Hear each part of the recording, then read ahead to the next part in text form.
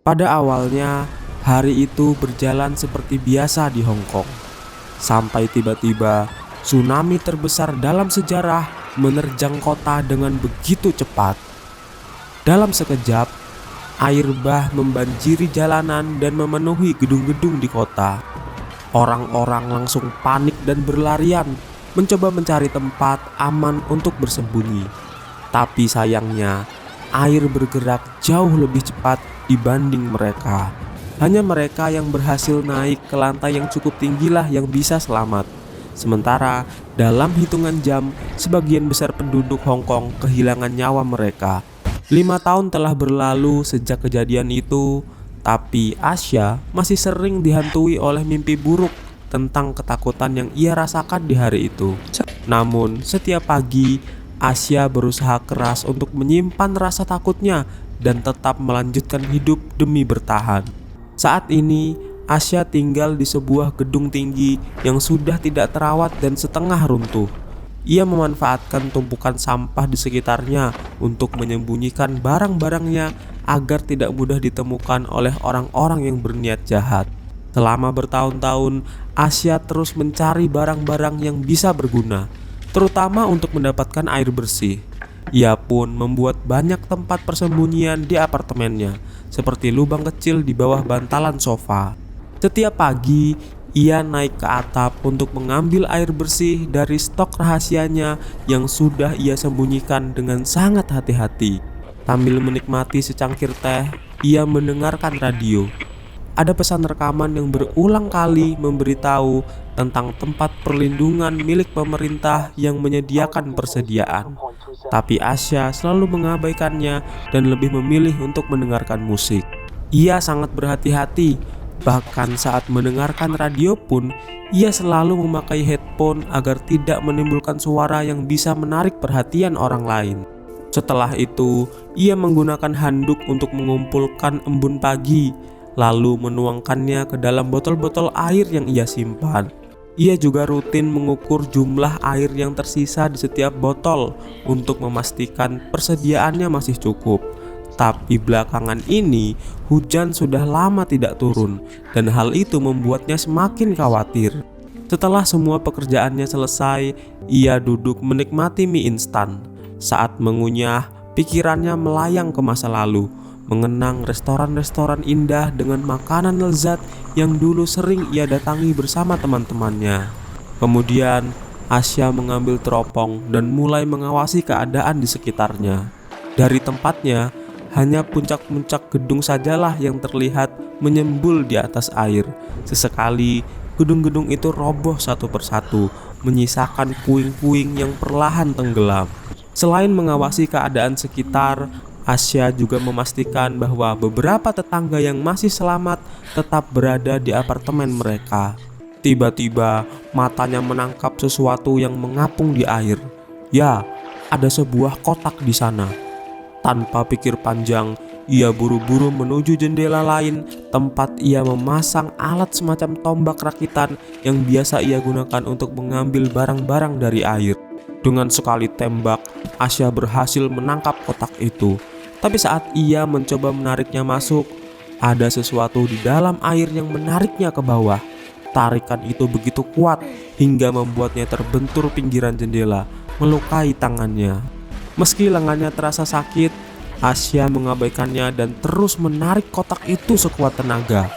Ia hampir saja terlempar ke belakang karena tarikannya begitu kuat. Tapi akhirnya makhluk misterius di bawah air itu melepaskannya.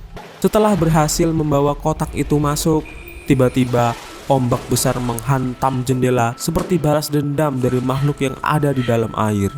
Saat membuka kotak itu, sebagian besar isinya hanyalah sampah. Tapi di antara tumpukan barang tidak berguna itu, ia menemukan sebotol alkohol.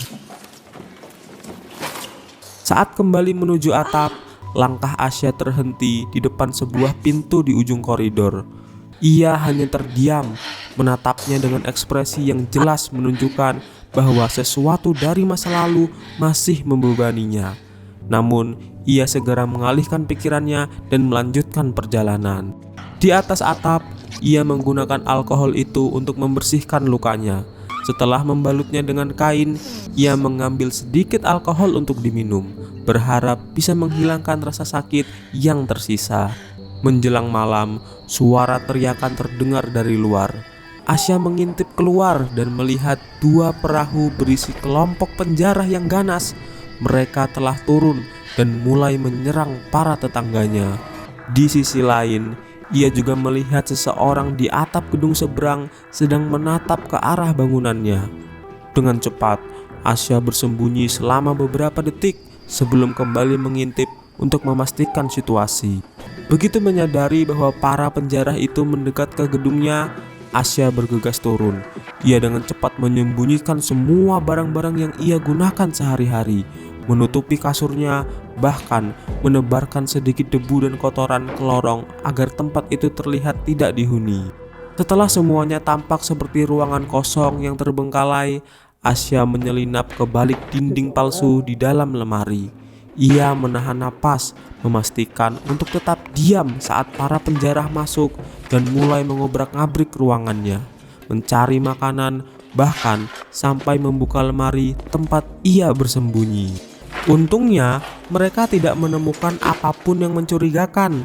Tapi, Asya tersentak kaget saat tiba-tiba terdengar suara tembakan. Ternyata, seorang anak dari kelompok penjara tadi menekan pelatuk senjatanya karena mengira melihat sesuatu yang bergerak. Namun, ternyata ia salah.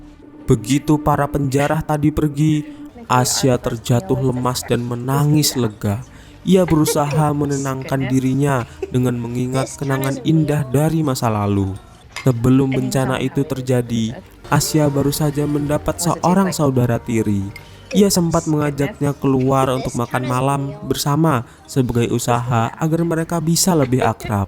Keesokan harinya, Asya menemukan sebuah kotak lain yang hanyut di air. Saat membongkar isinya yang kebanyakan hanya sampah, ia sangat senang ketika menemukan sebuah toples madu. Namun, kebahagiaan itu langsung sirna begitu ia melihat sesuatu yang mengapung di air. Ya, ada sesosok tubuh manusia di sana. Beberapa waktu kemudian, ketika Asya sedang sibuk, seseorang diam-diam masuk ke apartemennya dan mulai mengambil barang-barang dari tempat persembunyian rahasianya. Asya merasa seperti mendengar sesuatu, tapi saat ia melihat sekeliling, tidak ada siapapun di sana. Ia pun mengabaikannya untuk sementara waktu. Ketika hendak tidur, ia kembali mendengar suara aneh. Dengan hati-hati, ia mengambil senter dan memeriksa sekelilingnya. Tapi lagi-lagi, ia tidak menemukan apapun. Kali ini, ia punya rencana. Sebelum tidur, ia sengaja meninggalkan sabun di luar untuk menjebak si penyusup. Dan benar saja, akhirnya ia mengetahui bahwa orang yang mencuri barangnya adalah seorang anak perempuan. Dengan segera, Asya meraih bahu anak itu untuk menahannya. Tapi si bocah malah menendangnya dan langsung kabur ngiprit. Anak itu sempat mengambil beberapa barang lagi, termasuk lampu rakitan milik Asya, lalu berlari menyusuri lorong. Sebelum sempat membuka pintu misterius di ujung koridor, ia mendengar Asya mendekat, lalu buru-buru kabur lagi. Malam itu, Asya tertidur dan bermimpi tentang masa lalunya, tentang ketika ia pergi berbelanja baju sebagai hadiah ulang tahun untuk adik tirinya. Dalam mimpinya, ia juga mengingat bahwa bagaimana ia pernah berkata kepada sahabatnya kalau ia sangat ingin segera pindah dari rumah orang tuanya. Saat terbangun keesokan paginya, Asya menyadari sebagian dari persediaan makanannya telah hilang. Ia mulai mengikuti jejak bungkus-bungkus makanan kosong yang berserakan di lantai, hingga akhirnya ia menemukan si bocah tadi tertidur sambil memeluk lampu yang ia curi. Melihat anak itu tidur begitu lelap, Asya tidak tega untuk membangunkannya. Sebagai gantinya, ia memilih pergi untuk memasak sesuatu. Begitu bocah itu terbangun, ia langsung kembali berkeliling apartemen, mencari tempat-tempat persembunyian lain yang mungkin menyimpan barang berharga milik Asya. Di balik stop kontak palsu, ia menemukan sebuah amplop berisi foto-foto Asya bersama adiknya. Namun, sebelum sempat melihat lebih jauh, ia tertangkap basah oleh Asya. Anak itu langsung panik dan lari. Sementara itu, Asya buru-buru mengembalikan foto-foto tersebut ke tempatnya, tanpa menyadari bahwa ia tidak sengaja telah menjatuhkan salah satu fotonya. Setelah itu, Asya memasak seporsi mie tambahan dan membawanya ke anak itu. Sambil berjalan, pikirannya kembali keingatan tentang makan malam perayaan ulang tahun adiknya. Pada malam ulang tahun adiknya, orang tua mereka memberikan sebuah kalung keluarga sebagai hadiah. Hal itu membuat Asya marah karena sebagai anak pertama, ia merasa seharusnya kalung itu diberikan padanya. Perdebatan pun terjadi dan akhirnya Asya memilih pergi meninggalkan rumah. Kembali ke masa sekarang, ternyata Asya masih mengenakan kalung tersebut. Sementara itu, anak kecil itu tak menunjukkan ketertarikan pada makanan yang diberikan oleh Asya. Jadi, Asya hanya meletakkannya di sampingnya lalu pergi tanpa berkata apa-apa. Namun, begitu Asya pergi, anak itu akhirnya memakan semuanya. Tak lama setelah itu, ia menyadari bahwa Asya juga meninggalkan sebuah kasur untuknya. Meski begitu, ia tetap memilih untuk tidak menggunakannya. Namun, keesokan paginya, sebagai gantinya, ia mengembalikan semua barang yang telah ia curi dari Asya. Saat makan siang, Asya kembali membuat 2 porsi mie instan. Seperti sebelumnya, ia meninggalkan 1 porsi untuk anak itu, lalu naik ke atap untuk makan sendiri. Namun kali ini, anak kecil itu memutuskan untuk ikut bersamanya. Ia mengikuti setiap gerakan Asya, menirunya dengan cara yang lucu, membuat mereka berdua tertawa kecil dan mulai terlihat lebih akrab. Kebersamaan itu membuat Asya kembali merasakan kebahagiaan yang sudah lama hilang dari hidupnya.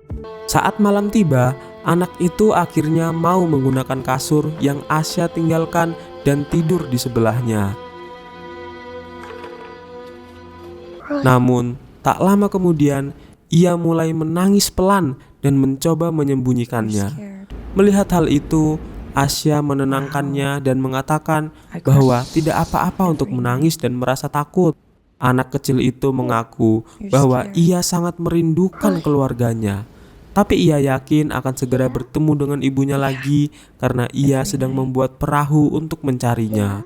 Ia juga akhirnya memperkenalkan dirinya. Nama anak itu adalah Hei Hei. Ya, Hei Hei, nama yang lucu. Setelah semalam penuh dengan mimpi buruk, esok paginya Asya membawa Hei Hei ke atap untuk menjalani rutinitas paginya.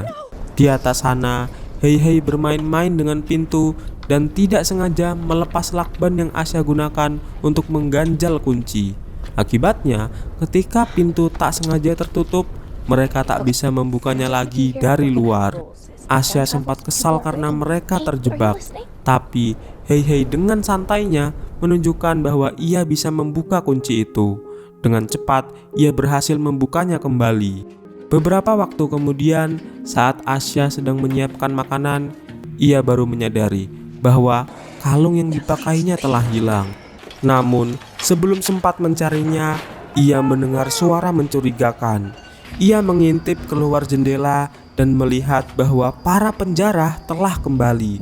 Dengan cepat, ia meminta Hei Hei untuk tetap diam sampai mereka semua pergi. Setelah keadaan aman, Asya membantu Hei Hei membersihkan diri. Saat itu, Hei Hei mengajak Asya untuk pergi meninggalkan tempat ini bersama-sama, tapi Asya langsung menolak. Menurutnya, tempat ini adalah rumahnya, dan di luar sana sudah tak ada apa-apa lagi yang bisa mereka cari. Tiba-tiba, Asya teringat kalungnya yang hilang. Ia langsung bertanya pada Hei Hei apakah ia mengambilnya. Merasa dituduh, Hei Hei marah dan langsung berlari ke apartemen lain. Malam harinya, Asya makan sendirian. Saat itulah ia menyadari ada air yang hilang dari stoknya. Penasaran, ia mulai mencari tahu dan akhirnya menemukan bahwa Hei Hei mengambilnya untuk mencuci. Hal itu langsung membangkitkan kenangan lama tentang saat ia mendengar berita adanya topan besar yang akan melanda negara-negara tetangga. Ia juga teringat pertengkarannya dengan sang ibu yang ingin ia segera menikah dan menjadi istri yang baik. Malam itu, mimpi buruknya semakin parah. Dalam tidurnya, ia terus melihat pemandangan mayat-mayat yang mengambang di air. Saat terbangun, untuk sesaat, ia sempat mengira kalau Hei Hei adalah adiknya. Hari berikutnya, Asya mulai mengajarkan Hei Hei cara mengelola listrik di gedung. Tapi di tengah pembelajaran, Hei Hei tiba-tiba bertanya tentang pintu di ujung koridor. With no handle. In the end of the corridor. With no. Asya langsung meminta Hei Hei agar mengabaikannya. Menurutnya, ruangan itu sangat bau dan jika dibuka, aromanya akan menyebar ke seluruh ruangan. Kenangan lain kembali muncul di benaknya tentang saat ia menonton berita yang memberitakan bahwa banjir besar telah sepenuhnya menghancurkan Singapura. Saat itu, ibunya langsung mematikan TV dan malah membahas pertemuan keluarga berikutnya. Tapi Asya tahu bahwa ia tidak akan bisa hadir. Perdebatan pun kembali terjadi. Dalam kemarahannya, Asya menyampaikan perasaannya bahwa keluarganya telah membuatnya merasa seperti seorang tahanan. Setelah itu, ia pun pergi meninggalkan apartemen. Kembali ke masa sekarang, Hei Hei sedang memainkan radio dan mendengar pesan tentang tempat perlindungan yang memiliki persediaan makanan. Dengan penuh semangat, ia segera berlari ke arah Asya dan mengajaknya untuk pergi ke sana.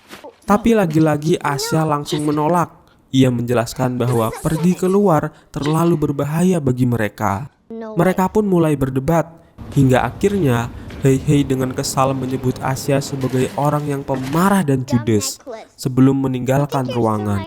Asya yang penasaran akhirnya mengikuti Hei Hei ke ruangan lain dan di sana ia menemukan sesuatu yang begitu mengejutkan. Hei Hei sedang membangun rakit dari barang-barang bekas. Selain itu, ia juga memiliki pistol suar. Melihat hal itu, Asya langsung merampas pistol suar dari tangan Hei Hei. Lalu dengan suara lirih ia mengakui sesuatu. Kalau dulu ia juga pernah untuk mencoba meninggalkan tempat ini.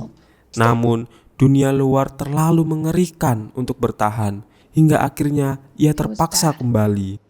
Setelah perdebatan mereka mereda, Asya tiba-tiba teringat suatu kenangan. Dulu setelah bertengkar dengan kedua orang tuanya, adiknya sempat mengejarnya keluar apartemen dan memohon agar ia tidak pergi. Saat itu, Asya menjelaskan bahwa sudah waktunya bagi dirinya untuk hidup mandiri. Tapi ia berjanji mereka akan tetap sering untuk bertemu. Keesokan paginya, tiba-tiba hujan akhirnya turun.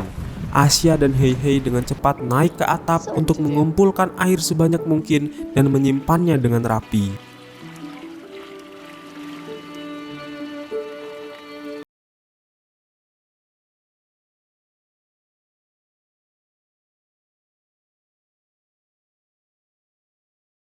Tak lama setelah itu, Asya juga menemukan foto lama yang ia kira sudah hilang. Melihat foto itu, ia mendadak tenggelam dalam lautan kenangan, merasa begitu emosional. Namun, Hei Hei menenangkan Asya dan mengingatkannya bahwa kini mereka memiliki satu sama lain. Saat hendak tidur, Asya dikejutkan oleh sesuatu di bawah bantalnya. Ternyata, kalungnya yang sempat hilang ada di sana. Rupanya, klip pengaitnya sudah rusak, membuatnya terjatuh tanpa ia sadari. Merasa bersalah atas bagaimana ia memperlakukan Hei Hei sebelumnya, keesokan harinya, Asya bekerja tanpa henti. Ia menghabiskan waktu seharian penuh, sampai akhirnya berhasil menyelesaikan pembuatan rakit. Saat melihat rakit itu selesai dibuat, Hei Hei begitu bersemangat. Melihat senyum polosnya, Asya kembali mengingat malam saat ia bertengkar dengan keluarganya. Ia teringat bagaimana adiknya berusaha memberitahunya bahwa kalung itu sebenarnya sudah ada di jaketnya. Tapi sebelum sempat menyelesaikan pembicaraan, tiba-tiba orang-orang mulai panik berlarian. Sebuah tsunami raksasa datang dari kejauhan dan menghantam jalanan dalam hitungan detik.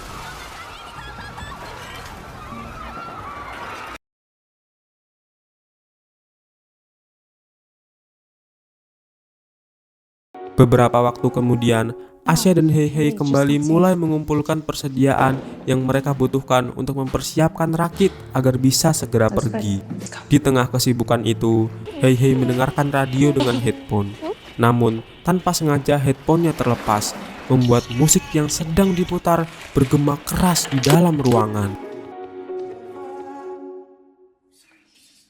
Asya langsung bergegas untuk mematikannya, tapi ternyata itu telah terlambat.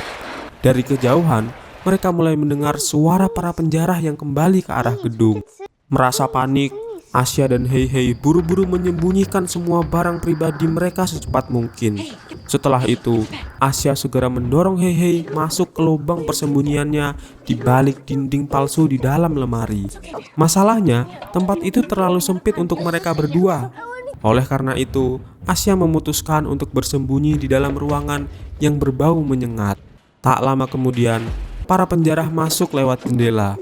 Beruntung, Asya berhasil bersembunyi tepat waktu di ruangan tersebut. Saat berada di dalam, ia tak sengaja menemukan foto-foto keluarganya. Barulah ia sadar, ini ternyata adalah apartemen lamanya. Para penjara kali ini jauh lebih brutal saat menggeledah tempat itu. Mereka menghancurkan apa saja yang bisa mereka temukan, termasuk rakit yang Asya dan Hei Hei buat dengan susah payah. Salah satu penjara masuk ke ruangan tempat Asya bersembunyi. Begitu mencium bau yang menusuk, ia hampir muntah, tapi tetap maju dan menarik selimut tua yang menutupi sesuatu. Saat itu, ia menemukan jasad orang tua Asya, membuatnya langsung mual dan muntah di tempat. Di saat yang bersamaan, Asya menyelinap keluar dan berhasil menyingkirkan dua orang penjara sembari ingatannya kembali ke malam tragedi yang mengubah hidupnya. Ia kembali melihat bagaimana ombak besar menghancurkan segalanya. Dalam hitungan detik, puluhan orang kehilangan nyawa karena ganasnya air yang menelan segalanya. Semua orang mulai saling dorong demi menyelamatkan diri. Dalam kekacauan itu, Asya menarik tangan adiknya dan membawanya masuk ke dalam gedung, berusaha mencapai tangga. Namun, tak butuh waktu lama sampai orang-orang lain mulai mengikuti mereka. Kembali ke masa sekarang, para penjara mulai mengambil semua stok makanan Asya dan memperhatikan foto-foto lama yang mereka temukan. Saat itu, salah satu bocah penjara menemukan lemari tempat Hei Hei bersembunyi. Ia merasa ada yang aneh, sehingga para penjara lainnya membantunya untuk memindahkan dinding palsu itu. Dan akhirnya mereka berhasil menemukan Hei Hei dan langsung menangkapnya. Dari tempat persembunyiannya, Asya mendengar semuanya. Saat itu, ingatannya kembali ke malam tsunami ketika ia dan adiknya berlari menaiki tangga. Dalam ingatan itu, adiknya terpeleset dan jatuh ke belakang. Sayangnya, ia tertimpa kerumunan orang yang panik dan tidak bisa bangun lagi. Asya yang diliputi kepanikan terus berlari naik tanpa menyadari bahwa adiknya telah tertinggal. Baru setelah ia sampai di atap, ia sadar jika adiknya sudah tidak berada bersamanya. Tiba-tiba, Asya mendengar suara Hei Hei yang ketakutan. Dalam kepanikannya, Hei Hei tanpa sengaja memberitahu para penjara tentang keberadaan Asya. Tak butuh waktu lama, mereka langsung menemukan Asya dan membuatnya tidak sadarkan diri. Saat Asya terbangun, ia mendapati dirinya telah terikat. Salah satu penjara asing mencoba mengambil keuntungan darinya. Tetapi sebelum sempat sesuatu itu terjadi, pemimpin kelompok itu memanggilnya. Beberapa saat kemudian, Hei Hei dan semua persediaan makanan dibawa ke perahu milik para penjara. Tak lama kemudian, Asya pun diseret keluar. Saat melihat Hei Hei dalam keadaan ketakutan, ia langsung teringat adiknya. Saat itulah Asya sadar, ia tidak boleh mengulangi kesalahan yang sama. Ia mencoba melawan dengan menarik tali yang mengikatnya, tetapi salah satu penjara justru menariknya lebih keras lagi, sehingga membuat Asya terjatuh ke dalam air. Untungnya, di dekatnya ada sebuah kepingan CD yang pecah. Dengan cepat, Asya mengambilnya dan menggunakannya untuk menyerang pria itu. Serangannya berhasil membuat pria itu marah. Lalu, ia coba menenggelamkan Asya. Setelah pertarungan sengit di dalam air, Asya akhirnya berhasil meraih pistol suar yang tersimpan di sakunya. Tanpa berpikir panjang, ia langsung menembakkannya ke pria itu, mengakhiri nyawanya di tempat. Suara pertarungan itu terdengar oleh para penjara lain. Mereka segera kembali masuk ke dalam gedung untuk mencari Asya. Tetapi saat mereka mencarinya, Asya sudah menghilang. Saat kelompok penjara berpencar untuk mencari Asya, salah satu dari mereka yang berbadan besar mendengar suara isakan tangis Asya dan langsung mendekat. Tapi ini adalah bagian dari jebakan Asya. Ia membuat pria itu tersandung tali dan terjatuh, lalu tanpa ragu ia mengambil gitar dan menggunakannya untuk menghajar pria itu sampai tidak bisa bergerak lagi. Setelah memastikan pria itu tidak bisa bangun, Asya mengambil pisau miliknya dan segera berlari ke ruangan lain untuk menyalakan radio.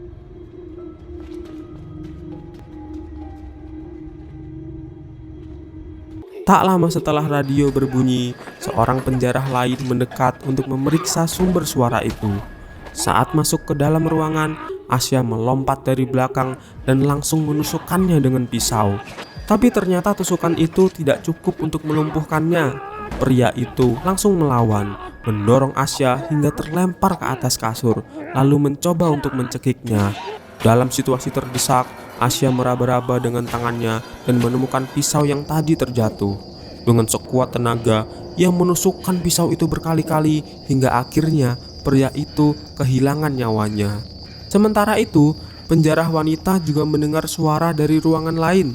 Saat ia memeriksanya, ia menemukan sebuah kaleng yang masih menyala dengan api di dalamnya. Tanpa memberinya kesempatan, Asya muncul dari arah samping dan langsung menyiramkan minyak ke tubuhnya. Sebelum wanita itu sempat bereaksi, Asya mendorongnya masuk ke ruangan lain dan menyalakan api, membuatnya terjebak di dalam. Dengan cepat, Asya menutup dan mengunci pintu itu, membiarkannya terbakar secara perlahan. Si pemimpin penjara yang mendengar jeritan rekannya yang terbakar dengan segera bergerak menuju ke arah sumber suara. Tapi lagi-lagi saat ia menaiki tangga, Asya tiba-tiba melompat dan langsung menusuknya. Pertarungan sengit pun terjadi. Pemimpin penjara itu beberapa kali berhasil memukul Asya hingga jatuh tersungkur, lalu mencoba mencekiknya. Asya terus berjuang, meraih tabung lampu di atasnya dan menariknya hingga ruangan seketika menjadi gelap. Dalam kegelapan itu, ia menggunakan tabung tersebut untuk menghajar pria itu sampai tak berdaya. Begitu Asya menghidupkan senter, tiba-tiba si bocah penjara lain muncul dan langsung menembakkan senjatanya. Asya pun langsung berlari ke arah atap. Si bocah penjara mengejarnya dan baru saja melangkah keluar atap. Saat itulah, dengan cepat Asya langsung menutup pintu dan sebelumnya ia sudah melepas lakban yang menahan kuncinya, sehingga bocah itu terperangkap di luar. Dari balik pintu, si bocah tadi mulai memohon dengan suara penuh kepolosan. Untuk sesaat, Asya hampir merasa iba. Tapi tak lama kemudian, bocah itu kembali melepaskan tembakan ke arah pintu. Tanpa adanya ragu lagi, Asya akhirnya memutuskan untuk meninggalkannya pergi. Di perahu, kini hanya tersisa satu penjara terakhir yang berjaga, memastikan Hei-Hei tidak kabur. Asya mengintip dari jendela dan menggunakan alat tombak rakitannya untuk menyerang. Sayangnya, tembakannya meleset dan alat itu jatuh ke dalam air. Saat pria itu bergerak untuk memeriksa suara, Hei-Hei melihat kesempatan ini. Ia langsung mendorong pria itu ke air. Sayangnya, pria itu masih sempat menarik Hei-Hei ikut jatuh bersamanya.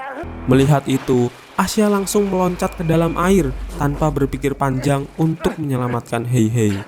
Sementara itu, pria penjara yang muncul kembali di permukaan langsung menjadi incaran makhluk laut yang ada di bawah mereka.